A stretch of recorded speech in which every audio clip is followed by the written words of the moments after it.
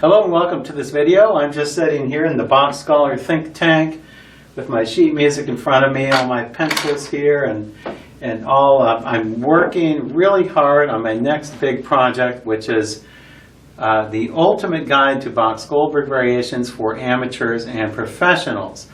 I just made a video explaining and playing through the four-part arrangement or four-part transcription of the aria, or the theme to the Goldberg variations, and that was in G major. In this video, what I want to do is I'm going to do it in G minor. G minor. Very, very, very interesting. If you read articles on the Goldberg variations, such as, like, if you look it up in Wikipedia, for example, they have a nice synopsis of what the Goldberg variations are, and they show the ground bass, the bass line for G major, but they don't show G minor. A lot of books and authors don't really, they discount G minor, but G minor is really important because there are some very important variations in G minor.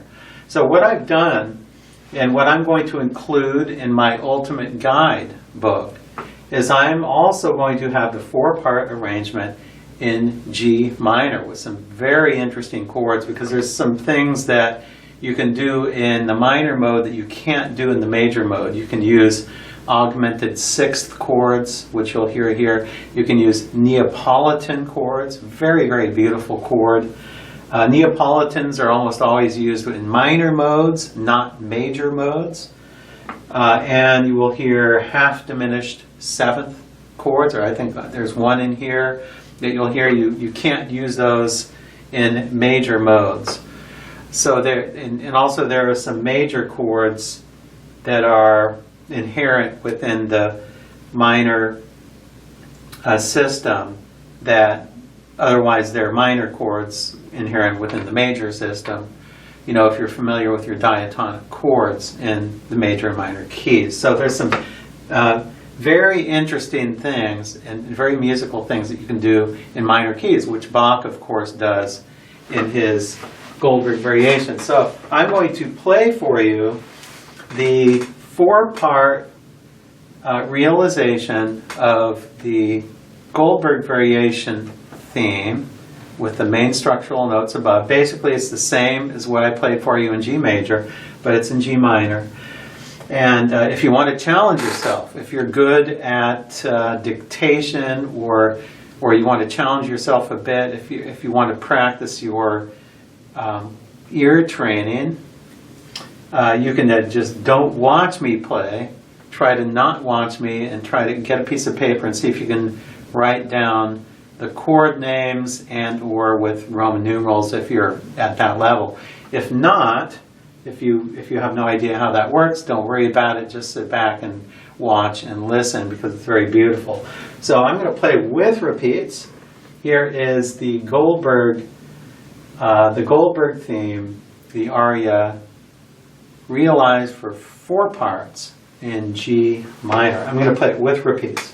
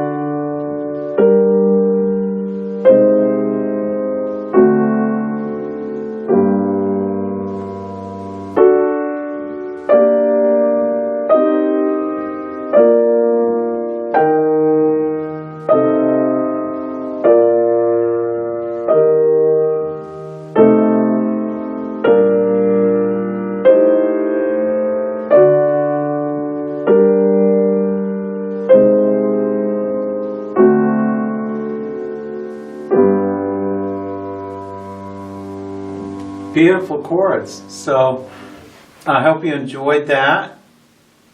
I was, trying to stay consistent with part writing rules, with the general rules that you learned in theory classes, basically the rules that Bach set in his 4-part chorales. So I tried to remain very faithful to good rules of part writing.